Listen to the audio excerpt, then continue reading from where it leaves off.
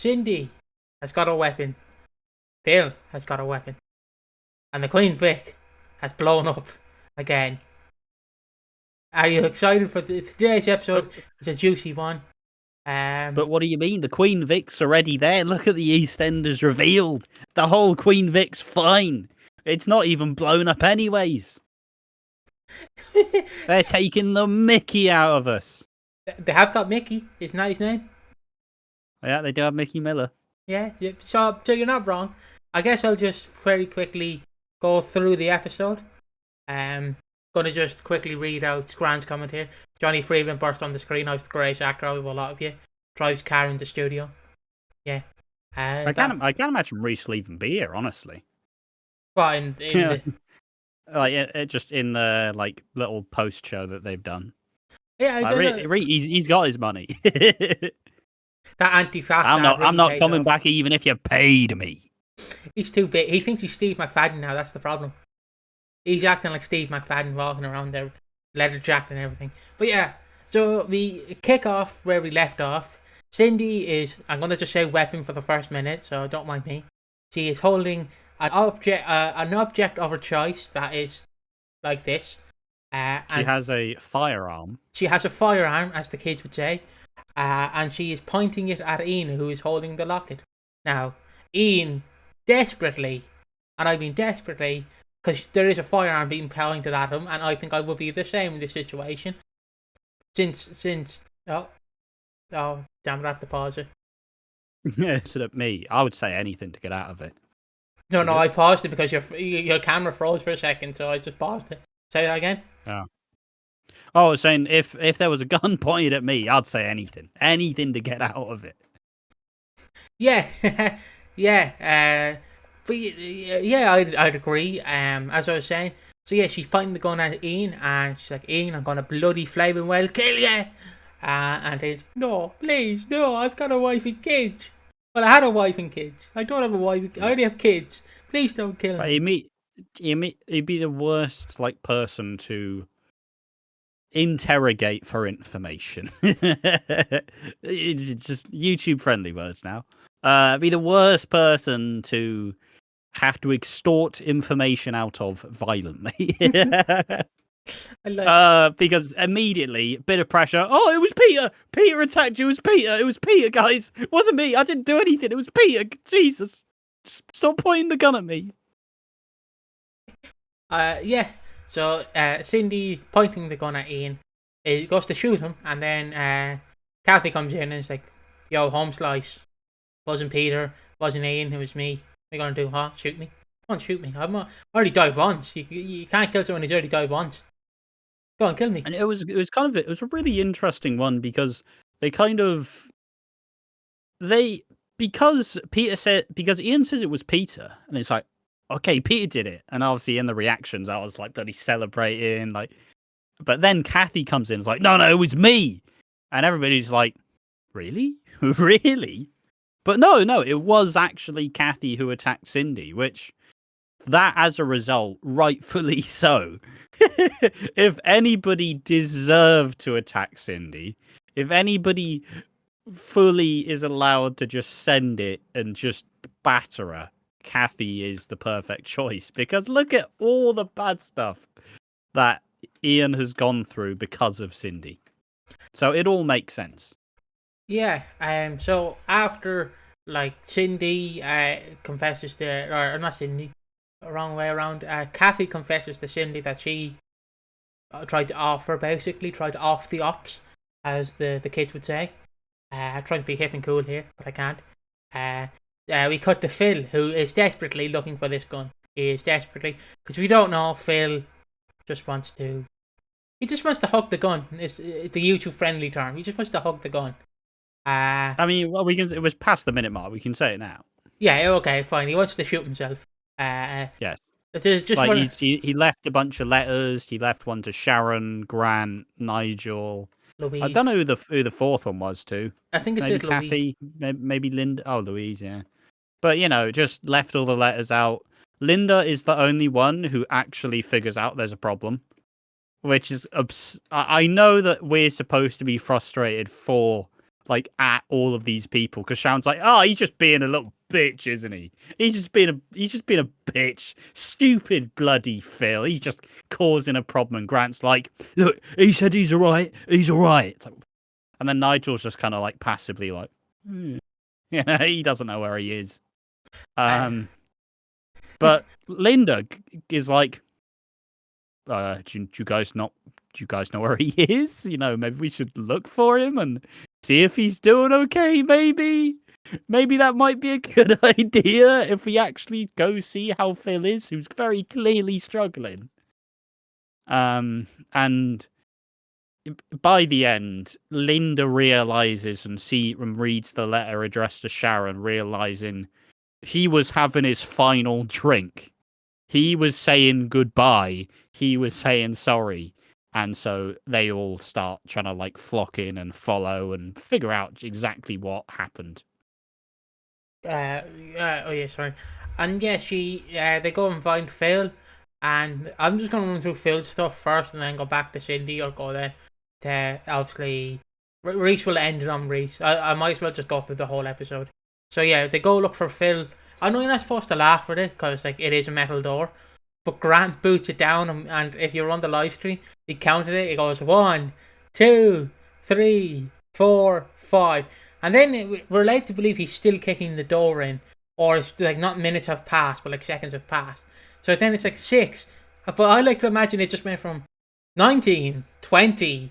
21, 22. Grant's there for 30 minutes, and Phil knows what's going on. Phil's just sat there hearing in the background, just like, oh, for fuck's sake. Stop banging. Someone stop banging on that fucking door.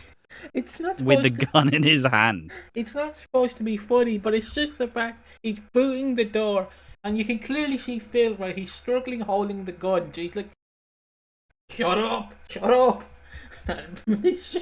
He's just doing that like with the gun, and it's like, Jesus Christ, Phil.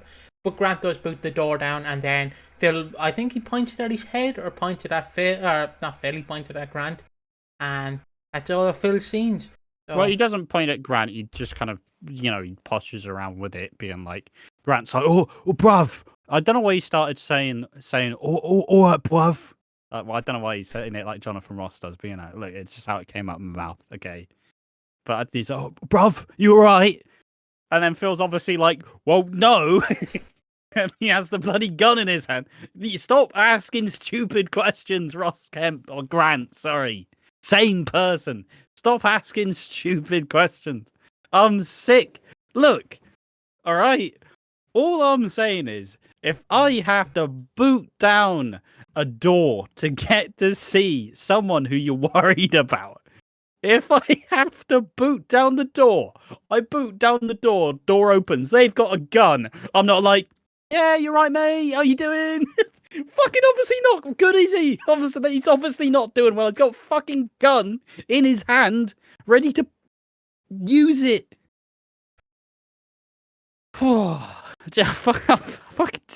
Can someone have some sense, please?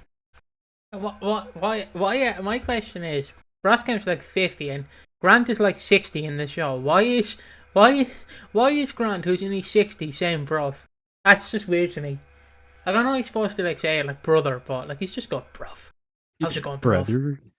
What's up, brother? Look, everybody, look, he's from the East End London. He can say bruv. Well, he thinks he's from the East End London, but he just grew up in like Stoke-on-Trent, so Kent. Kent. Oh no, he grew up in Chelsea. But yeah, Phil is very ready to pull the trigger on the gun, not knowing that Cindy used the gun to shoot Ian. Is there enough bullets in there? Phil, in his plan, he basically had the one bullet with his name on that he was planning on using. Is there any more? Don't know. Anyways, back to Cindy. Cindy has like just given the gun to Phil, by the way, and that's why Phil has the gun. She storms out of the house. She gives the gun back to Phil, and then she has a confrontation with Ian. And I guess this is where I bring up the Reese stuff now, because it all intertwines at the end. Because Reese goes back to because Bianca went home and got into her lovely leopard print tracksuit, and Reese went back to the house, and left a thank you card or good luck on the pregnancy card. It's basically good luck on the birth. Did he? Oh no, because I know it's not a real card, but did he get a Simpsons card that says "I choose you"? The bloody Ralph Wiggum card. Yeah, I know the reference. It just doesn't fit. Yeah. But yeah, like he just gives a card to her and it's just like tell Sonia I love her. But obviously Bianca's by herself alone, and she's obviously a bit panicked. And he says, "Oh, just tell Bianca that, just tell Sonia that I'm there for her, and good luck with the baby and everything." And then Bianca obviously gets a bit scared because he did lock her up in a storage unit for months.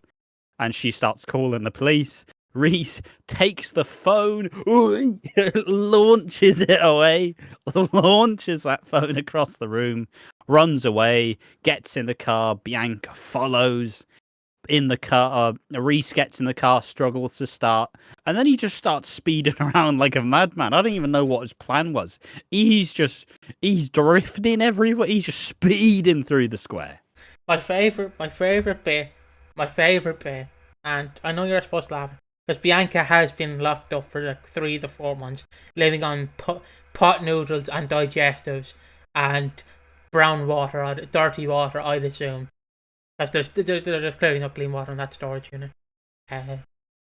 So yeah, my favourite bit is the fact that like she just tries to rip the car door off, but she can't. That she tries to stop him, but she can't. Also, as the cameras on the live stream went off. Oh my bad. Yep, sorry. So yeah, she went to rip the car door off and tried and stop Reese, but it didn't really work. So she's just like, stop it, Reese. And then Reese just get Grand Theft Auto, like when you hijack a car, it just starts driving around. Just starts driving around the street. He just starts speeding around the place like there's no tomorrow. It's like, Reese, what you do? What is your plan? And there is no plan. And that's where the Cindy and Ian stuff continues. My favourite bit, he's racing around like a boy racer at Tesco's, like just doing rings around the square, and then Cindy pushes Ian in front of Reese's car. And Reese, you say that? We've missed out a bunch of the main, like, Cindy, despite shooting Ian, is still claiming she's the victim, and she says she's going to claim self-defense because Kathy attacked her at Christmas. But still, Cindy is still the victim in all this. She is still the victim, and yeah, Reese does come speeding through. Speeding, turns the corner. Cindy says, "Goodbye, Ian." Bloody pushes him straight in front of the car. And Reese swerves at the last minute and then drives straight into the Queen Vic, which was where all of the all the gas tanks and the gas barrels for the barbecue were in the Vic. So the car's on fire, and therefore the Vic is on fire, and obviously there is a big, massive explosion. Yeah, there's obviously the fire starts breaking. Barney leaves and Teddy leaves. A bunch of people leave. About 10 people leave. Everyone else is in the Queen Vic because I bet the music is raving too much. We know Ravi obviously survives, and we obviously know that Sonia possibly survives. And George possibly survives as well. I'm just saying possibly because I'd always tend to like to do this little funny images where it's like, oh, yeah, we seen them a day later, but they actually died. So yeah, basically, massive explosion, the windows blown out, the top layer of the Vic, like a genuine room has crumbled within. Like the Vic is in tatters. Yes. Basically, yeah, like you said. So yeah, the entire thing goes off. The gas canisters explode. The Queen Vic explodes, and George saves Ian because Ian was in front of the explosion. But George and Ian do that scene out of with Samuel Jackson, The Rock, on top of the roof for the jump, like aim for the bushes. They aim for the bushes, exactly. They do the aim for the bushes scene, and they jump and they survive. Well, the explosion goes off, but they survive. Well, Ian survives, and that's pretty much the episode. We don't know who's inside. We don't know who's. We know who's outside, but we don't know who's inside. And Wasn't Penny and Alfie in there? I didn't expect them to perish. We Yeah, don't I know. mean, as far as we can kind of judge from what we saw in images. Like I think like Jack, the new Mitchells, I think they escape. Ian, George are fine. There is like a good group of like 10, 15 people who definitely are in the clear, but depends. Like Jack's probably going to try go in there and save people. I think Callum's safe for now as well. Somehow. But yeah, obviously this setting up for tomorrow's episode, that being the Wednesday the 19th episode, which is going to be an hour-long edition of the episode of the show, which we're probably going to see the stuff that has already been teased. Sonia giving birth, someone dying in the fire, and just generally the explosion, and obviously Phil and Grant and Nigel and Linda. That's likely what's going to happen. But in terms of unless you have any more, should we get to reviewing the episode now? I'll just read the comments first. So Jennifer Powell says that was brilliant. Jack D05 says Sharon Watts better not have been upstairs. Scran says I have a feeling Nigel will tell Phil he has dementia, then Phil will realise he has something to live for, and we'll put the gun down. Scran also says, why didn't Reese just sell everything in the storage unit and the unit itself to raise money? I mean, a lot of it was just material possessions, right? None of it was really worth anything. It had mostly sentimental value. I mean, he could have just sold the storage unit, I'd assume, unless...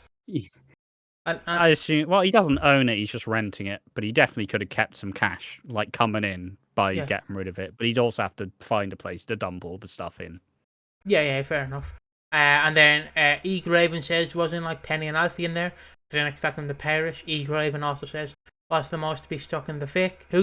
What's the most to be stuck in the Vic? Since Jean as well is in there, I can't see them writing Jean out. I don't think they'll write Jean out. No way. Also, Reese's Volvo was dodgy, like it kept stuttering. It did. Yeah, we have seen Reese's Volvo seen better days. You can say that much for free. Who caused the crash though? Reese. Reese technically did. So, Cindy did push Ian out of the way, but Reese tried to be nice and not run over Ian, just crashed right into the Queen Vic.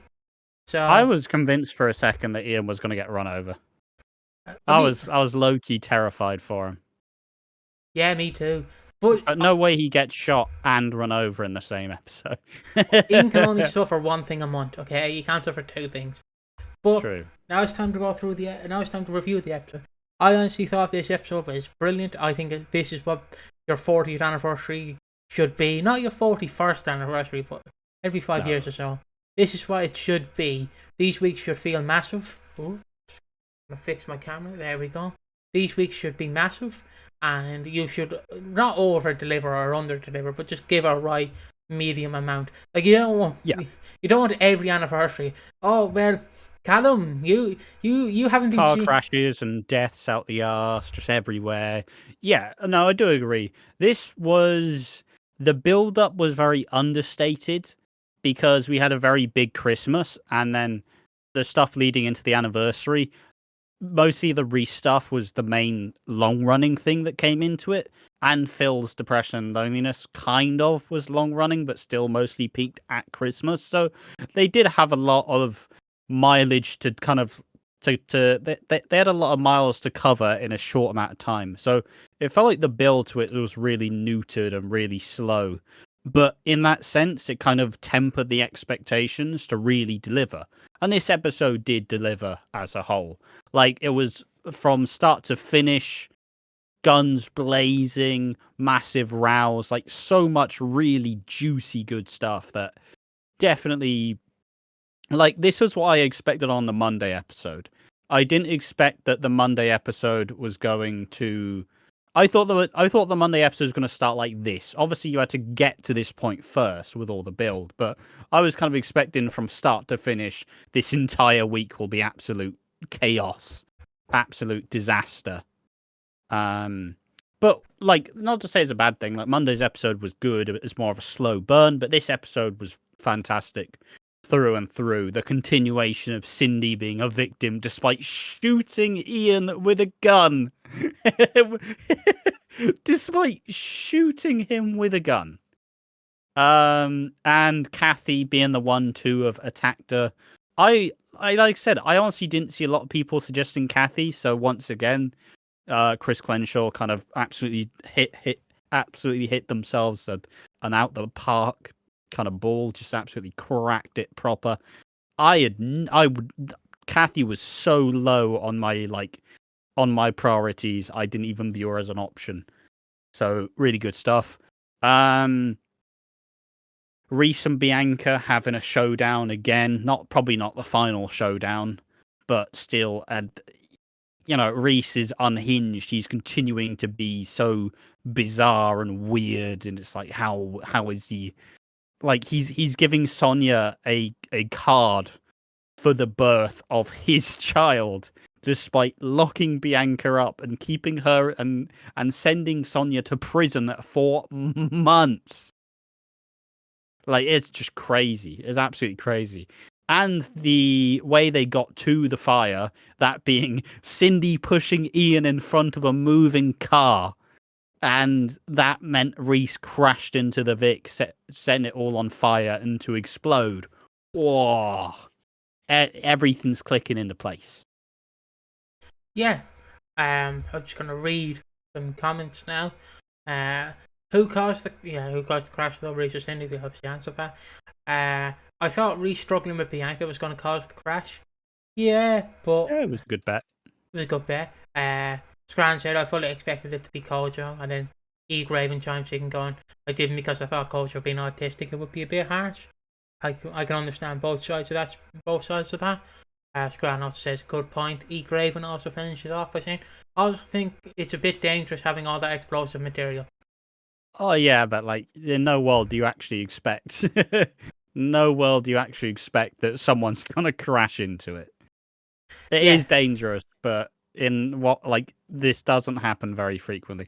I mean, just seeing some clips in the EastEnders trailer thing. It seems like most of the main families have escaped. It seems like the Beals are somewhat all out. You see Pete, you see Lauren, you see Ian, you see the Knights, you see Anna, Gina, Elaine, George.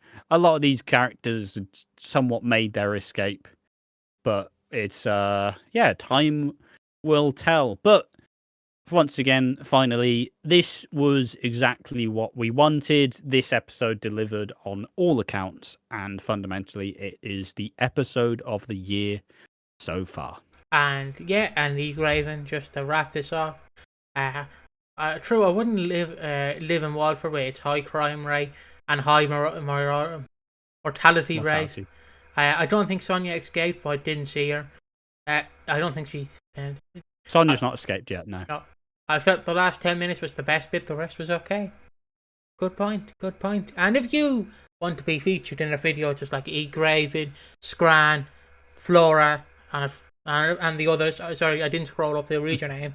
Jack Gear 5, Jennifer Powell, Chloe, Olivia Blake, Flora, Leanne. If you want to be... we've got everyone. If you want to be like those people and more, just join our live stream tomorrow at 7:30 to roughly till 9, where we will also run through the episode and give our live reactions. And those reactions will be posted Saturday or Sunday morning, and you will get lovely reactions. So yeah, if you join us in the next one, we'll see you then. Bye bye.